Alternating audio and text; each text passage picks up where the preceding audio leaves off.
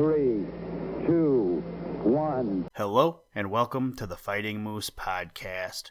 I'm your host and narrator, Jason Hendrickson. This is a podcast where I retell stories, some fictional and some historical, that can be enjoyed by people of all ages. Today, we reach the halfway point of the book, The Christmas Reindeer, written by Thornton W. Burgess. Thank you for coming along on this ride through this book. It's been a while since I've read through a book here on the podcast, and it's a nice little way, I think, to end the year. And speaking of reading through books, I just added a book to my list of read books, and I am up to 45 books that I've either read or listened to this year. I think that to start 2026, I might read The Count of Monte Cristo again. I have been thinking about doing this for a while now, but who knows? I literally check out the books at the bookstores and secondhand bookstores, and my bookshelf at home keeps getting books added to it.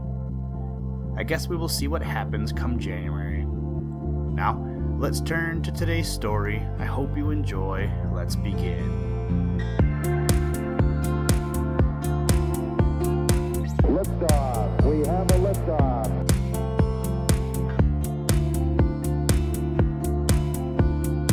We choose to go to the moon in this decade and do the other things, not because they are easy, but because they are hard.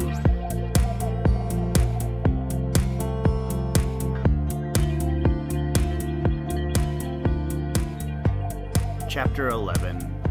Tuk-Tu tells her story. With his long, swinging trot, Whitefoot rapidly made his way out of the Valley of the Good Spirit. Once only did Tuk-Tu look back at the cloud of shimmering, many-colored mist. At one point, it glowed a rich, deep red, and as she looked, this turned to rose, and finally to a faint pink, and then vanished. Nowhere was the Good Spirit to be seen. Out of the valley, over the hill, climbed Whitefoot, and Tuk-Tu turned him in the direction of the camp. There, presently, she fastened him where Aklak had put him to graze. Her father and brother had not returned. As in a dream, she looked back to the hills around the Valley of the Good Spirit. Could it be that she had been there? Was it not all a dream? But if it were a dream, it had been a wonderful dream, the most beautiful of all dreams. She knew that Kutok and Aklak would not believe the story she had to tell.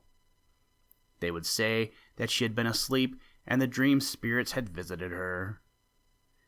She looked across to the distant hills above the valley, and with a suddenness that startled her, she realized that not a deer was to be seen. Of course not. Had she not seen them move out of the upper end of the valley? There was the proof. With the realization of this, all thought of anything else was driven from the mind of Tuk-Tu, even the wonderful experience she had been through. The great herd was moving, and there were no herders. She must get word back to the herders on the coast. She would take the other pack deer, for Whitefoot must be tired. Perhaps she would meet her father and brother on the way. She had just prepared to start, when in the distance she saw Kutok and Aklak approaching. When they reached her, they were in high spirits. They had had good hunting, and they brought with them plenty to eat. "They have moved," cried Tuk-Tu. "The deer have left the Valley of the Good Spirit." Kutok threw down his load and hurried to the rise of ground from which he had been accustomed to watch the deer on the distant hills. Long he looked, searching every bit of ground within range of his eyes. Not a deer was to be seen. "It is so, little Tuk-Tu," said he on his return. "The herd has started for the winter grazing grounds. It is time that we should also move. Aklak shall go back to carry word to the herders, while you and I will follow the deer. They will move slowly, so there is no hurry, but it is well that we should catch up with them soon, lest the wolves attack, finding them unguarded." So Aklak started back to the summer camp to send up the herders and to help break the camp and move toward the winter home. Tuk-Tuk and her father, with a small skin igloo or tent wherein to sleep, and food enough for their immediate needs, started at once to catch up with the great herd. Through years of experience, Kutok knew in what direction the deer would travel and the shortest way to reach them. They traveled too fast for much talking. Tuk-Tuk longed to tell her father what she had seen in the Valley of the Good Spirit, but somehow she couldn't. He will laugh at me, she thought.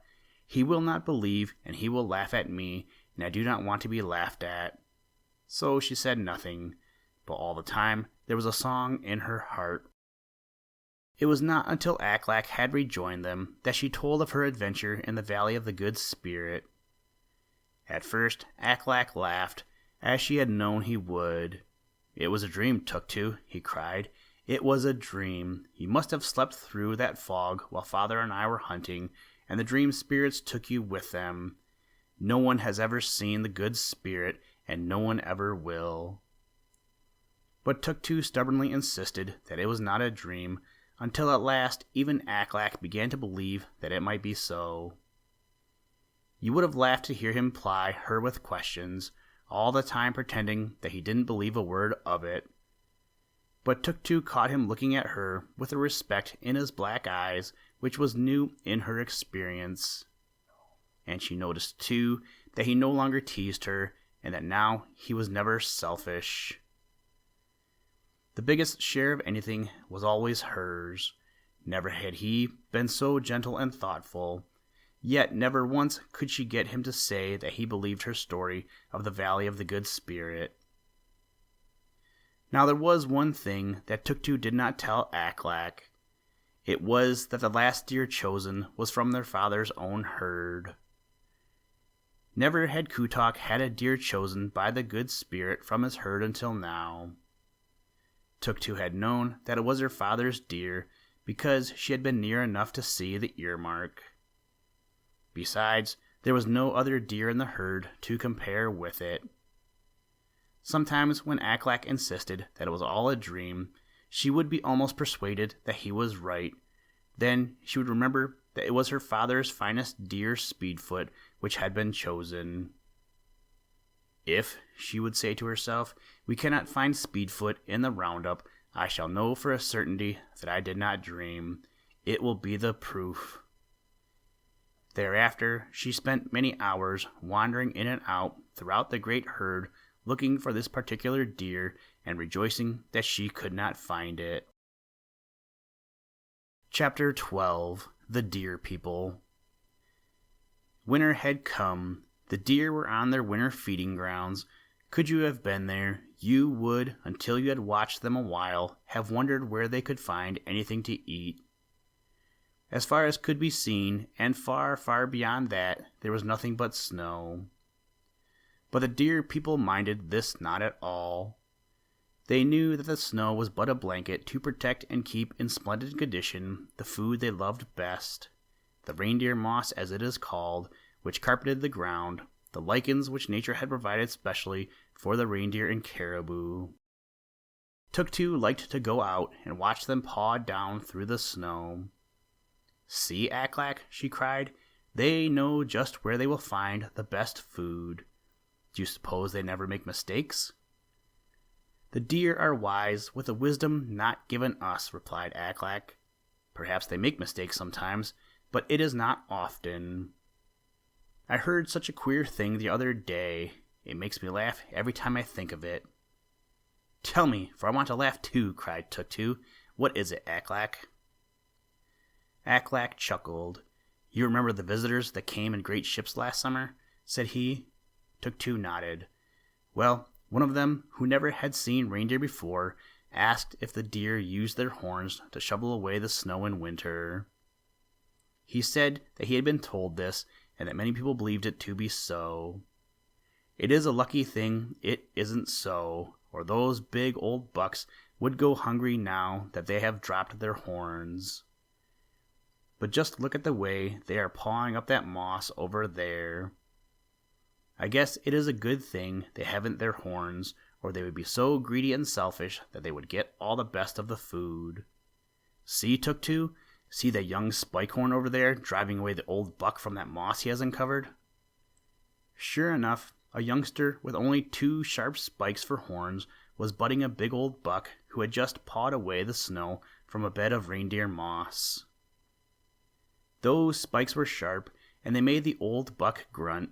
Having no horns himself, he could not fight back except by striking with his forefoot, and these the youngster took care to avoid. So finally, the old fellow gave up and went to look for a new supply of food, while the youngster ate undisturbed. I have wondered a great many times, said Tuk-Tu, why it is that the old bucks drop their wonderful antlers so long before the mother deer and the young Spikehorns do. But I guess I know now. It is because they are the strongest, and so they are made to look after the weaker ones, whether they want to or not. Aklak nodded. That's it, I guess, said he. By and by, those little spikes will drop. Then the only ones to have horns will be the mothers. Theirs will not drop until after the fawns are born. Do you know why the reindeer always face the wind when they are feeding? So that the wind may bring them the scent of any enemies that may be ahead of them, replied Tuk-Tu promptly.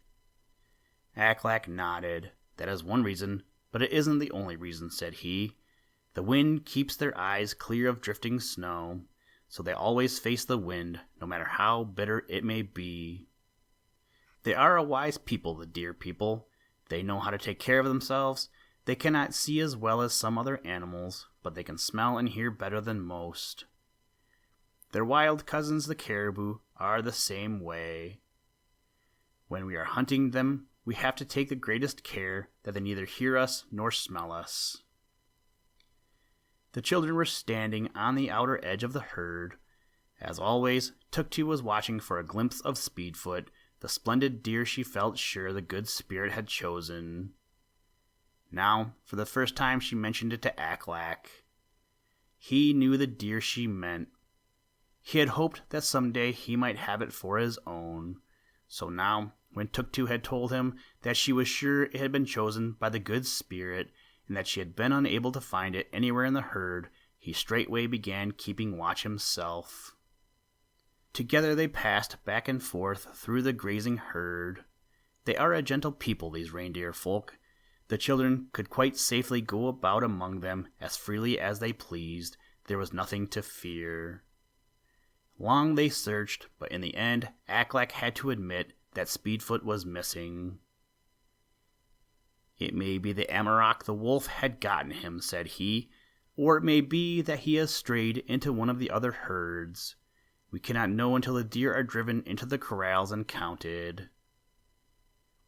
Tuk-Tu merely smiled. I know, said she. Amarok had never set tooth in him, and he has not strayed to another herd.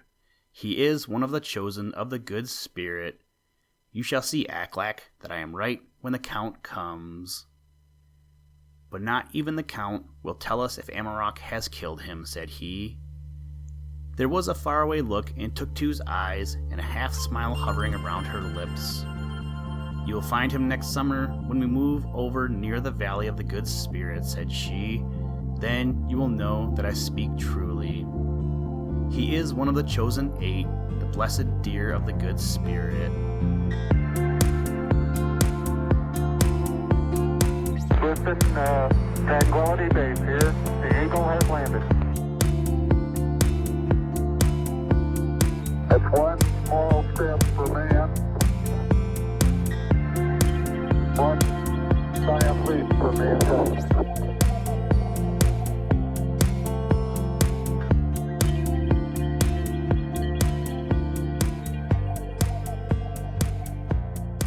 Thank you for listening to this episode of the Fighting Moose podcast.